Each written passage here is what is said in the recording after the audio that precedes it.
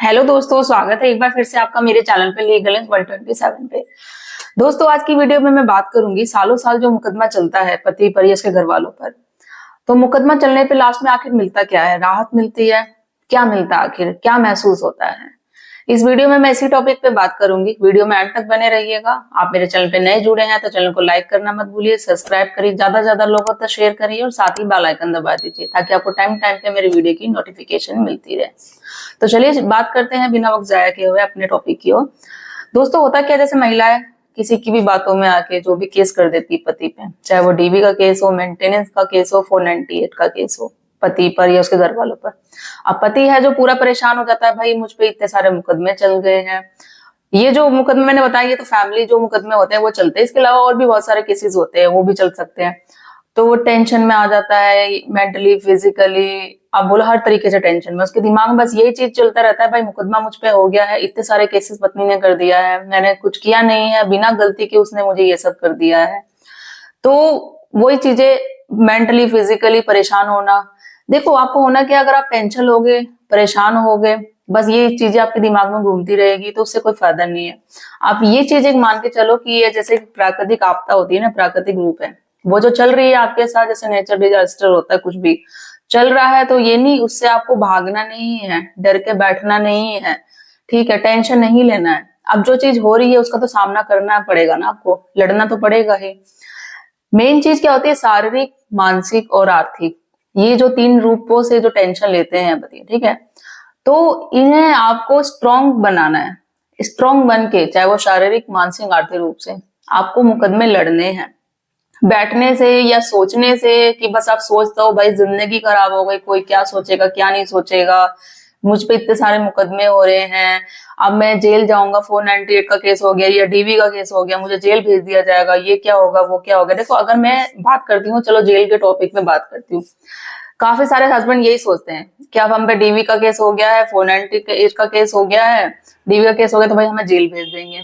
देखो, एक मैं छोटी सी एग्जाम्पल बात करती हूँ। जेल से तो आपको डरना नहीं है। अगर मैं बात करूं एग्जाम्पल के तौर पे, हमारे गांधी जी थे, वो भी जेल गए हुए थे, ठीक है। और अगर करंट सिचुएशन में बात करूं, आज के मतलब हमारे विधायक हो, कोई भी पॉलिटिक्स पार्टी में, यहाँ तक कि मुख्यमंत्री, सभी जेल जा चुके हैं, ठीक है। अब ये है कि ये मैं ये नहीं बोलती कि हाँ आपको भी जाने जेल पड़ेगा, क्योंकि आज के डेट में जो लॉ चल रहा है, कानून चल रहा है, यहाँ तक कि कोर्ट, जज, कानून, सबको पता है कि जो केसेस मोस्टली आते हैं ना, जो लेडीज से लेकर पति पे या उसके घर वालों पे केसेस करती है, चाहे वो डीवी का, 498 का, वो सारे झूठे केसेस होती है, वो कानून का मिसयूज करती हैं, दुरुपयोग करती हैं। तो उनको पता चल गया ऐसे, मतलब कम ही चांस मान लो कि आपको जेल भेजा जाएगा, तो ये अपने माइंड से आप हटा ही लो। 1% चांस होता है, अगर भेजा भी जाएगा तो कोर्ट आपको खुद बेल की भी कर देगा कि आपको बेल पे बाहर छेड़ जाएगा। वो 1% की बात है, जब आपका 2-3 साल केस चलता है उसके बाद कोई ऐसी सिचुएशन आती है। और बात रही, अगर मैं 498 के केस की बात कर लूं, तो उसमें होता क्या, उसमें आपको क्या करना है, उसमें टेंशन लेने वाली क्या बात है, आपको जाना है, डेट पे आगे आके आपको प्रेजेंट होना है। वो तो पत्नी को प्रूव करना है ना भाई, कि अगर उसके साथ मारपीट हुई है, अत्याचार हुआ है, कुछ भी हुआ है, तो वो करेगी। एंड ऑफ द केस तो वही फिर देखेगी। देखो, होता क्या है, और बात, पत्नियां क्या करती है, किसी के बहकावे में, चाहे वो अपने रिलेटिव हो या माता पिता, किसी की बचावे में कर देती है ये सारे केसेस। अगर मैं बात करूं, मेंटेनेंस का केस करती है, तो अगर पति की सैलरी 10,000 है, तो वो क्या करेगी, बड़ा चढ़ा के बोल देगी कि भाई 1 लाख सैलरी महीने की, तो वो 1 लाख सैलरी उठाता है, मुझे इतनी चाहिए। अब वो ये नहीं सोच रही ऐसे करने से क्या हो रहा है, वो अपना नुकसान खुद कर रही है। देखो, अगर मेरी वीडियो अगर कोई लेडीज देख रही है, कोई महिला देख रही है जो ऐसा करती हैं पतियों पे, उसके घर वालों पे झूठा केसेस करती है, चाहे वो डीवी का केस आप कर रही हो, 498 का केस कर रही हो, मेंटेनेंस का केस कर रही हो, कोई भी केस कर रही हो, तो इससे फायदा कुछ नहीं होगा, आपका घर ही टूटेगा। एंड ऑफ द क्या होगा, घर ही टूटेगा। फिर जब आपको रियलाइज होगा ना, आप बोलोगे कि हाँ मुझे साथ में रहना है, साथ में रहना है, अपने घर जाना है। तो फिर जब पति बोलता है ना मुझे नहीं रखना है, तो वो इसी बेस पे बोलता है, क्योंकि आपने इतने झूठे मुकदमे लगा दिया है। दहेज की अगर आपने लगाया है तो उसने दहेज कभी मांगा नहीं, फिर भी आपने लगा दिया है। मारपीट का लगा दिया, डीवी का केस कर दिया, जो उसने कुछ किया ही नहीं है। फिर वो यही डर जाता है, जब इतने सारे केसेस कर दिए, अब क्या पता 1% में माफ करके उसको अपने घर में बुला लूं, फिर क्या पता वो और कुछ ड्रामा क्रिएट करेगी और कुछ दूसरा केसेस लगा देगी। तो जब भी तो वो फिर एंड ऑफ द केस क्या होता है, मना करता है, भाई मुझे रखना ही नहीं, रखना ही नहीं। फिर आप ये बोलते हो कि भाई पति मुझे रखना नहीं चाहता, पति ने मुझे छोड़ दिया है। अगर देखो, कुछ लड़ाई झगड़ा होता है, मैं उन महिलाओं से ये रिक्वेस्ट करना चाहूंगी, कुछ लड़ाई झगड़ा होता है, कुछ भी होता है, देखो अगर आप बुरा मान के कुछ करके मायके चली गई हो, ठीक है, और या दूसरी सिचुएशन में आप केस भी करके मुकदमा भी करके पति पे फिर भी मायके चली गई हो, तो इसमें क्या डिफरेंस है? अगर आप बिना मुकदमा किए मायके गई हो तो हो सकता है आप थोड़ा इंतजार करो, पेशेंट करो, पति थोड़ा गुस्सा हो, रूठ खाए तो आपको मना लेगा, वापस आ जाए लेने के लिए, कुछ टाइम के बाद आपका घर टूटने से बच जाएगा। आप जब मुकदमा करके फिर जब मायके जा रही हो तो इसमें तो आप चांस भूल ही जाओ, क्योंकि इसमें घर टूटना ही टूटना है। फिर वो एक बात होती है ना, जो ट्रस्ट होता है, वो ट्रस्ट अगर एक बार टूट जाता है ना, दोबारा बनता नहीं है, क्योंकि विश्वास ऐसी चीज होती है जब आपने तोड़ दिया। देखो पति क्या चाहता है कि अगर मैं शादी करके पूरे समाज के सामने लाया हूँ, अगर ऑब्वियसली जाहिर सी बात है प्यार तो है ही, ठीक है, तो वो साथ में रहना चाहता है कि वो साथ में आप रहो, उसके माँ बाप की केयर करो, साथ में रहो। छोटी मोटी देखो नोक जो हर एक हस्बैंड वाइफ में होती है, ऐसा नहीं है कि होती नहीं है, एडजस्ट करना है आपको। अगर आप झूठे मुकदमे करोगे, ये बोलोगे भाई हमारे पास तो महिला के पास बहुत सारे राइट्स है, तू नहीं करेगा ये तो मैं तुझ पे मुकदमे कर दूंगी, तुझे पैसे देना पड़ेगा, नहीं देगा। पता है काफी सारे पति ये भी होते हैं कि वो डर के कारण, जब लेडीज है उनको डराती धमकाती है ना, अपनी प्रॉपर्टी पैसा दोनों सब दे देते, क्योंकि बोले कि नहीं करेगा तो चल तुझे जेल में भिजवा दूंगी। और वो इतना डर जाते हैं कि वो सच में अपनी प्रॉपर्टी पैसा जो वो मांगते हैं ना, डर के कारण सब दे देते हैं। और वो ये नहीं समझते कि ये गलत है, ऐसा कुछ होगा नहीं, डराने धमकाने से कुछ नहीं होता। अगर आप सच हो सबको तो सामना करो, उसके बोलने से क्या होता है।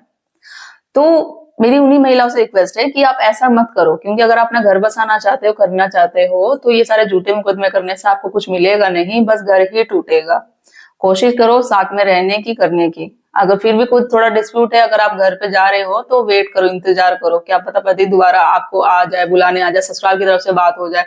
थोड़ा पेशेंस रखो, ये नहीं मुकदमे करने से तो देखो क्या होगा, घर तो आप 100% टूटना ही टूटना है। फिर आप सोचोगे ना बाद में भी जाके, क्योंकि आपने इतने झूठे आरोप लगा दिए, इतने झूठे मुकदमे कर दिए ना, फिर आप सोचोगे ना कि हाँ भाई मैंने गलत किया, सच में मुझे रहना चाहिए, फिर पति सच में नहीं रखेगा, तो वही हो जाएगा, ट्रस्ट टूट जाएगा भाई। जब आपने इतने मुकदमे झूठे कर दिए, इतने झूठे पे झूठे आरोप लगा दिए, तो किस बात पे वो आपको रखेगा? फिर तो वही सोचेगा आएंगे, फिर दोबारा कोई होगा, दोबारा क्या पता कुछ ड्रामा और ज्यादा क्रिएट होगा, तो इससे घर टूटना ही है, तो कोई फायदा नहीं है। उन लेडीजों से यही रिक्वेस्ट है, ऐसा ना करे, कानून का दुरुपयोग करना बंद करे, क्योंकि हम डेली देखते हैं हमारे यहाँ पे कम से कम पति इतना रोते हैं वो पत्नियों पे कि भाई मतलब सीरियसली इतना प्यार करते हैं कि रोते हैं कि वो केस वापस ले ले, हमारे साथ रह ले, ये कर ले, वो कर ले, बच्चा है हमारा ये, बट वो नहीं देखती है, ठीक है। और ये मैं सभी लेडीजों को नहीं बोल रही हूँ, उन्हीं लेडीजों की बात कर रही हूँ जो बिना किसी रीजन के चले जाती है, बिना कोई भी रीजन होता है लड़ाई झगड़ा करती है, झूठे पे झूठे मुकदमे करती है, उनके लिए। जो जिनके साथ सच में अत्याचार होता है उनकी बात नहीं करती। अब वो चाहे वो लेडीज हो या जेंट्स हो, मतलब हस्बैंड हो या वाइफ हो, आपको क्या करना है, शारीरिक मानसिक आर्थिक रूप से स्ट्रांग बनना है। ये तीन चीज मेन होती है, इन तीन चीज स्ट्रांग बन के हमेशा आप केस या मुकदमा लड़ोगे ना तो अच्छा ही होगा, ठीक है। सोचते रहोगे बस सोच के कि भाई मुझ पे मुकदमा हो गया, मैं क्या करूं क्या नहीं, वो सालों साल देखो। अब एक आप मान लो, देखो अगर हमें सुख है तो दुख आना ही है, और दुख के बाद सुख हमेशा आना है, ठीक है। ये नियम है प्रकृति का, अब इसे आप टाल नहीं सकते। घर में बैठ जाओ, टेंशन लो, गलत नेगेटिव बातें सोचो, उससे कुछ फायदा नहीं मिलेगा। पॉजिटिव सोचोगे, आप मान के चलो पॉजिटिव ही होगा। पता है ये एक फैक्ट बात होती है, अगर हम गलत सोचते हैं ना, कोई नेगेटिव थॉट हमारे माइंड में आता है ना, तो आप ये अप्लाई करके देखना, सच में मतलब नोटिस करना, तो आपके साथ अगर अच्छी भी बात कोई होगी ना, बट आप आपके माइंड में नेगेटिव ही चल रहा है, तो नेगेटिव ही होता रहेगा, गलत गलत ही काम होता रहेगा। बट अगर आपने पॉजिटिव सोचा ना, तो पॉजिटिव ही आपके साथ होगा, और अच्छी अच्छी बातें, अच्छा ही काम होगा। अगर गलत सोचोगे तो क्या पता गलत वकील से टकरा जाओ, केसेस ना हो, कुछ भी कोई रीजन हो सकता है। सच सोचो भैया मैंने कुछ गलत किया ही नहीं, तो करना क्या है, स्ट्रांग होके, बी पॉजिटिव होके, फिजिकली मेंटली आर्थिक रूप से आप अपना केस लड़ो, मुकदमा लड़ो, तो अच्छा ही होगा आपके साथ, और केस की जीत भी होगी। तो इस वीडियो में मैं इतना ही बोलना चाहूंगी आपसे। आपको वीडियो अच्छी लगी हो तो ज्यादा से ज्यादा लोगों तक शेयर करिए, सब्सक्राइब करिए, लाइक करिए, कुछ कहना चाहते हैं तो कमेंट में करके जरूर बताइएगा। और जल्दी मिलती हूँ मैं ऐसे की इन्फॉर्मेटिव वीडियो के साथ, तब तक के लिए थैंक यू।